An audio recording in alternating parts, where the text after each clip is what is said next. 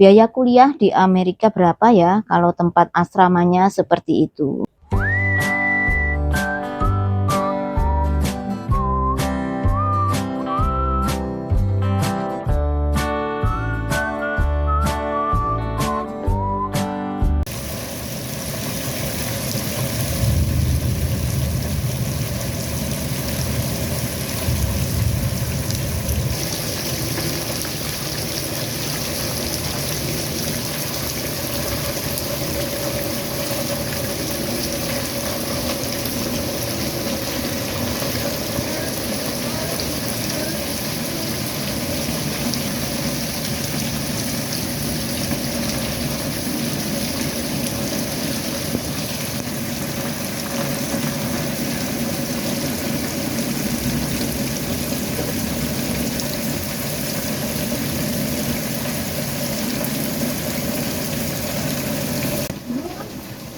Dolanan opo?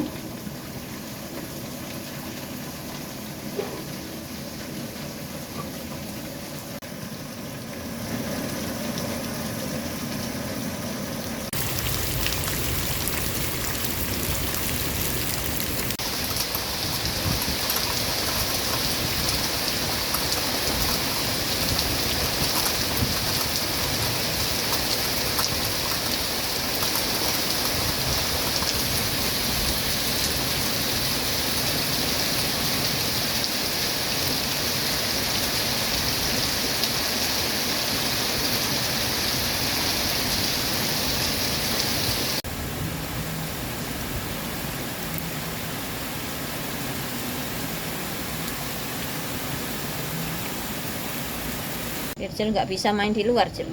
Hujan. Oh my god! Apa? The water went out Oh, ya. on the plane. Halo, selamat pagi teman-teman. Udian rek di tempatku rek. Di mana? Di tempat kalian?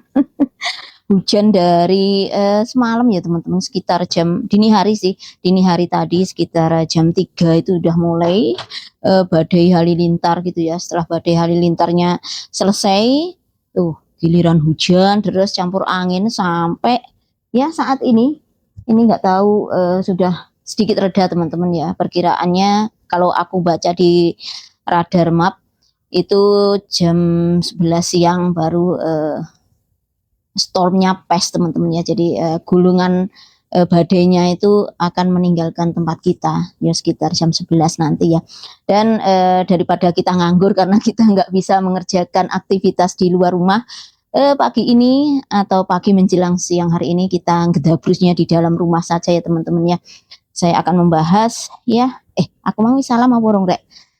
Salam dulu ya. Assalamualaikum warahmatullahi wabarakatuh. Apa kabar teman-temanku semuanya dimanapun kalian berada? Semoga senantiasa dalam lindungan Tuhan Yang Maha Kuasa, diberikan kesehatan dan rezeki yang berlimpah. Amin ya robbal alamin. Selanjutnya aku ngomong apa rek? Lupa. Aku mau membahas beberapa komentar pertanyaan dari teman-teman kita. Ini komentarnya di video short tentang Adel ya teman-teman ya, tentang review atau room tour atau dormitory tour itu ya yang dilakukan oleh Adel. Ini videonya aku dapat 2 hari yang lalu sebenarnya teman-teman ya. Mah, aku melakukan dorm tour. Kalau mamah mau, ya udah sini videonya tak coba upload di YouTube aku gitu. Makanya ya, dan alhamdulillah mendapat respon yang baik dari teman-teman. Di antaranya ada yang komen, beberapa pertanyaan juga diajukan. Makanya siang hari ini kita khusus saja membahas tentang seputar Adel dan kuliahnya itu aja ya teman-teman. Ready? Are you ready? Nah, komentarnya apa saja ini udah tak save teman-teman yang akan kita bahas ya. Misalnya dari akun SM Palapa Channel 1880. Biayanya mahal ya.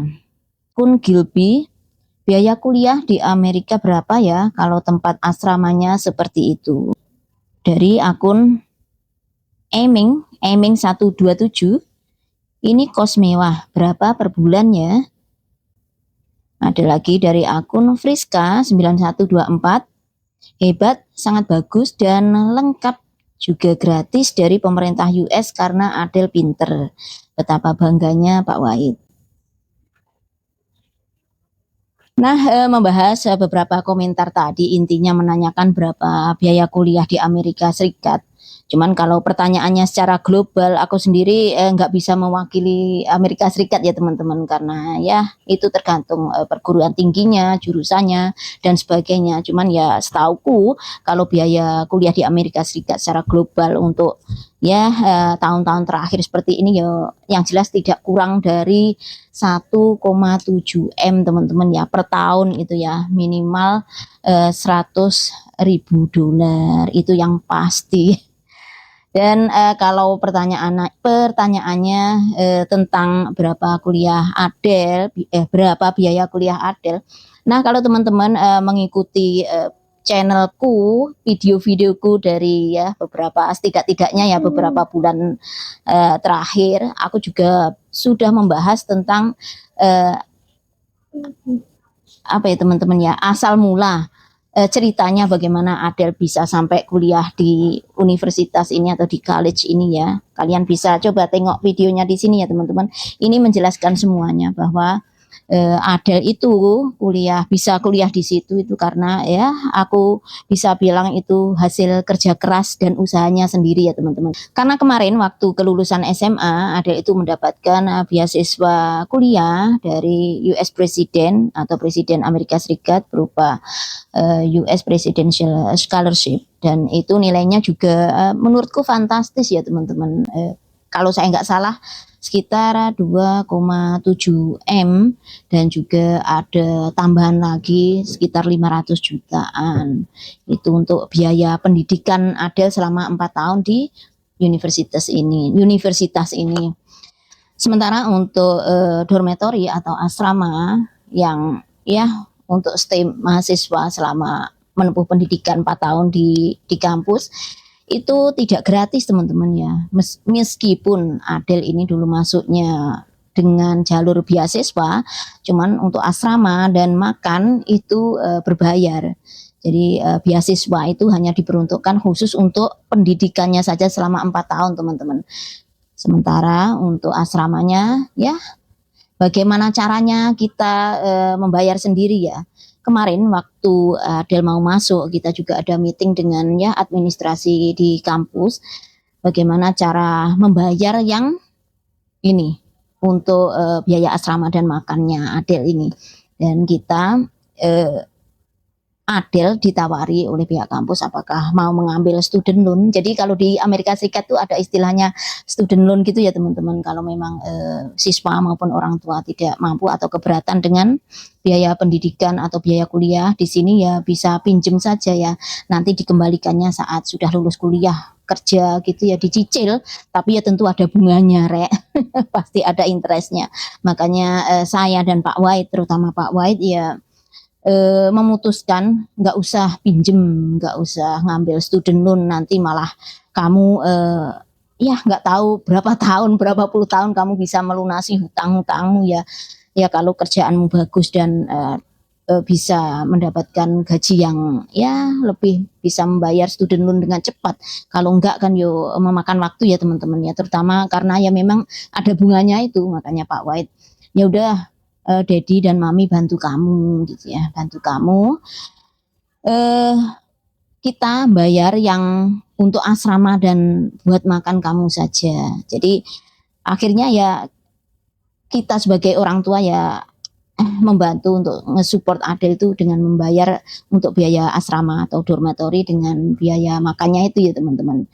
Kalau ya mungkin kalau dirupiahkan setiap 2 minggu sekali itu, setiap 2 minggu sekali kan Pak Wahid dapat gaji gitu ya. Jadi sebelum kita menerima gajinya itu sudah dipotong ke biaya untuk asrama dan makannya Adele di kampus itu teman-teman. Besar biayanya ya setiap 2 minggu sekali 15-an juta. Jadi kalau per bulan yo 30-an juta, agak lebih sedikit gitu loh teman-teman. Itu untuk biaya asrama dan biaya makan. Jadi seperti itu ya teman-teman. Untuk dormitorynya nggak gratis, itu berbayar. Tapi yo alhamdulillahnya berbayarnya ya bisa ya bisa itu teman-teman ya seiring berjalannya waktu kayak kita make payment gitu aja, enggak sekaligus kita harus bayar dalam jumlah banyak ya enggak. Jadi alhamdulillah teman-teman ya bisa diakali dengan seperti itu dan pihak kampus juga ya nggak apa-apa. Memang kita mampunya seperti itu yo mereka menerima aja. Jadi seperti itu Rek, untuk dormetorinya nggak gratis ya, itu berbayar Lur. Selanjutnya pertanyaan apa lagi ya? Dari akun Zahra Najwa 9691. Beliau komentar, sukses untuk Mbak Adel, moga dapat ilmu yang bermanfaat. Amin. By the way, Mbak Adel, kalau di sana ada komunitas Muslim untuk kajian ilmu agama gitu nggak ya? Bisa ikut juga dong, Mbak. Kalau di kampusnya itu aku melihat ya ada beberapa Muslim juga ya teman-teman ya, wirhijab gitu ya, pakai jilbab gitu. Cuman untuk komunitas Muslimnya kayaknya kalau di lingkungan kampusnya ada itu nggak ada sih teman-teman. Yang ada kayaknya ada yang Katolik, ada komunitas Katolik, ada komunitas Buddha, Hindu gitu malah ada. Kalau komunitas Muslim ya di Islamic Center, seperti saya gini ya ada ya semacam khusus untuk sisters gitu kan, ada WhatsApp khususnya gitu. Kalaupun ada pengajian ataupun ada semacam misalnya ada event-event tertentu gitu ya, kita melihatnya ya dari komunitas itu ya teman-teman. Jadi seperti itu ya untuk jawaban pertanyaan dari Mbak Zahra Najwa ini. Nah, komentar selanjutnya adalah dari akun channel Laku Gaming 5805. Beliau berkomentar, apa sudah lupa bahasa Indo? Keinggrisan ya. Kalau kita ngomongnya tentang bahasa, bagaimana kita memilih kosakata yang tepat saat kita berbicara, itu lebih ke apa ya teman-teman ya? Menurutku itu bukannya soal keinggrisan atau enggak ya.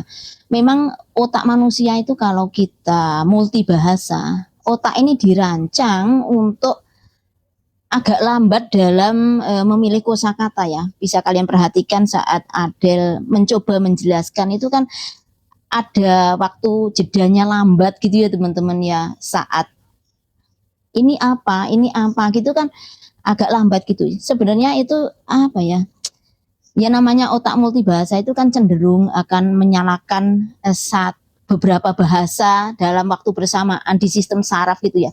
Makanya otak itu memiliki atau membutuhkan waktu jeda mikro ya untuk memproses apa ya yang akan saya pilih, kosakata yang mana yang akan saya pilih gitu ya. Bukan soal keinggrisan atau enggaknya kalau menurutku ya teman-teman. Memang kita ya nggak bisa dipungkiri Adel kesini ya umur 8 tahun, 9 tahun, terus lingkungan sekolahnya ya semua Inggris, lingkungan kerja semuanya juga ya berbahasa Inggris. Jadi kalaupun agak kaku karena memang tidak diasah, namanya bahasa. Kalau kita nggak terbiasa ngomong dengan orang yang satu rumpun atau satu bahasa kan yo biasanya agak kaku. Ya itu yang dialami Adel itu menurutku ya. Tapi ya namanya kadang orang ya teman-teman, biasanya ada yang ya kemenyek lah, kemayu lah, keinggrisan lah dan bla bla bla. Tapi kalau saya sendiri memilih menyingkapi segala sesuatunya itu dari segi apanya? Misal segi positifnya ya, segi nalar logikanya iya memang anaknya udah lama tinggal di Amerika Serikat, bahasa yang digunakan sehari-hari ya bahasa Inggris, dan ya bahasa Indonesianya sendiri ya kurang ada kesempatan untuk mengasah, kurang adanya komunikasi dengan yang orang Indonesia bisa sama-sama berbahasa Indonesia. Dan yang terakhir ya itu tadi ya, otak manusia kan yo dirancang untuk ya itu, kecuali kita memang jeniusnya kebangetan. Kalau otak manusia normal kan memang ya butuh jeda teman-teman, jeda untuk kosakata apa yang saya pilih ya. Misalnya tempat tidur ini bed, kalau bahasa Indonesianya apa? Kan yuk kita mikir toh. Jangankan ada yang lingkungan sehari-harinya pakai bahasa Inggris, aku saja yang di rumah memiliki banyak kesempatan untuk berbahasa Indonesia, kadang dalam berbicara seperti ini ya kadang keceplosan bahasa Inggris. campur gitu loh teman-teman. Itulah kalau kalian atau kita berdomisili di ya notabene negara yang memang bahasa Indonesianya tidak lumrah digunakan di sini ya, tidak biasa digunakan di sini. Biasa menggunakan multi language gitu loh teman-teman. Jadi ya begitu rek. Ya kalau aku sih menanggapinya nggak tersinggung nggak apa. Itu kan ya pendapat orang kan teman-teman. Kita boleh boleh memiliki pemikiran sendiri-sendiri. Cuman kalau aku memiliki pemikiran itu yang logis aja, yang logika, yang logikanya ya seperti itu ya. Tapi kan nggak semua orang mampu berpikir sampai ke sana ya teman-teman. Ya, yang paling enak itu emang kalau berkomentar ya, pokoknya kalau nggak menggunakan bahasa ibu, nggak bahasa Indonesia ya, kemayu lah, kemenyek lah, mentang-mentang tinggal di luar negeri lama, wis lupa lah bahasa Indonesianya. Begitu. Tapi ya nggak popor kita juga nggak marah nggak ini, cuman aku memiliki pendapatku sendiri ya teman-teman ya. Aku nggak pernah menilai orang seperti itu kalau aku sendiri. Ada satu komentar terakhir yang akan kita bahas. Nah, ini komentar dari akun Uut Lestari 1811. Beliau berkomentar, bagus banget tempatnya, bikin belajar makin semangat dan nyaman. By the way, Adel ambil jurusan apa Mbak Heti? Sebenarnya Adel itu dulu pas masuk di universitas ini, dia itu tahun pertama ngambil jurusan kedokteran teman-teman, jadi semacam premedik 4 tahun gitu, itu rencananya ya. Dan memang 1 tahun pertama dia sudah menggeluti jurusan itu ya. Cuman begitu tahun pertama hampir selesai dan menuju tahun kedua, dia itu sering curhat setiap pulang gitu, mah aku kayaknya nggak begitu ini yo di jurusan ini, kayaknya nggak sanggup mah, kalau lama-lama tak terusin aku bisa gila gitu. Yang bener ini kan pilihan kamu yang kamu pilih dari dulu.